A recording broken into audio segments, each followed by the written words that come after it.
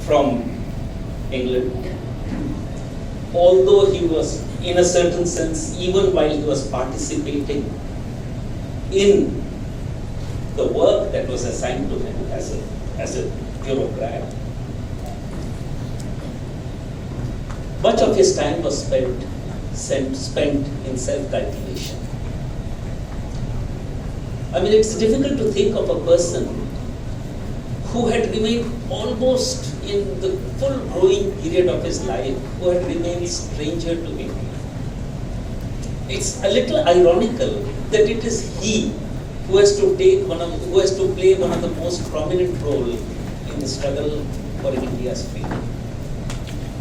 He had come almost with no baggage, with no material by which he could relate too much with India, and yet it is the same person who within a matter of few years taught himself Sanskrit in order to be able to compose poetry in Sanskrit. A little incident.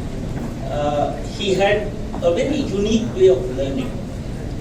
He always used to say that a child learns with a primer, an adult should never learn with a primer. The best way to learn, he said, is to take the highest level of accomplishment in that particular literature, plunge himself into it, and the language will reveal itself. He learned Sanskrit essentially, as he said, by going over and over again to the Nala Damayanti episode in the Mahabharata, and with that picked up the elements of the Sanskrit grammar and the intricacies of the Sanskrit language.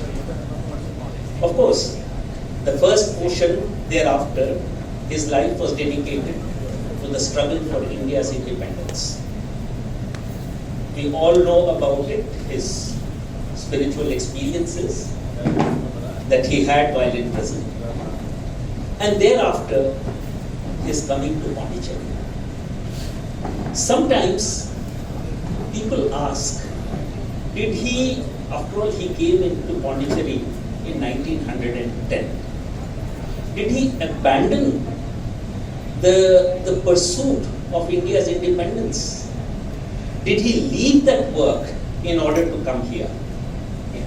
Well, the thing can be answered in his own, not in his own words, but in what he said, what he revealed to one journalist who had come and met him sometime, I don't remember, 1911 or 12.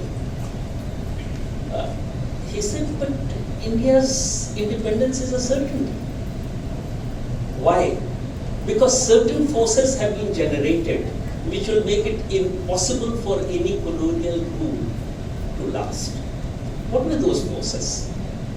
One, he said the sense of an Indian identity as a living political reality is now so embedded that no area of India can think of itself as if it has a separate destiny.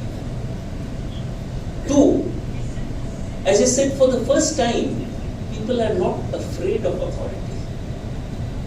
At the height of the British Empire, how many Britishers do you think were in India? It would not have been possible unless there is some kind, I won't say not necessarily active cooperation, but at least a passive acceptance of the reality of the Raj. He said, for the first time, people are not afraid of authority. I mean, previously if the police came to arrest you, probably you tried to run away.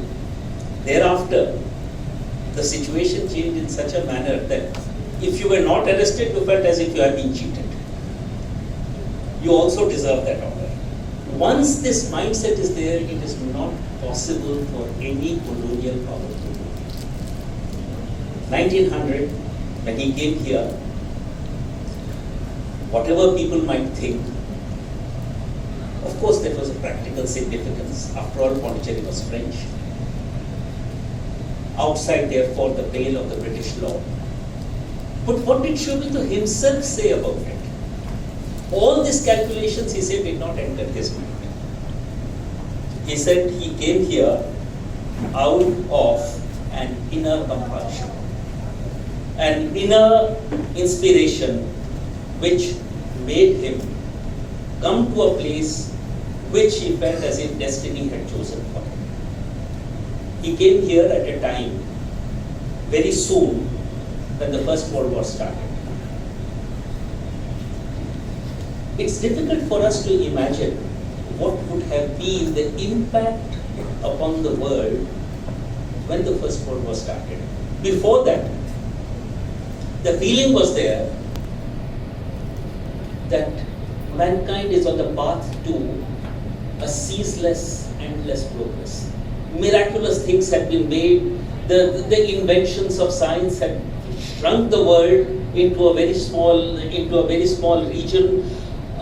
The accomplishments in medicine had performed miracle, and it was felt that it would be that there is an endless progress that is in front. We are achieving perfection. The coming of the war was a rude shock. The most advanced nation flung upon each other with a kind of demonic fury.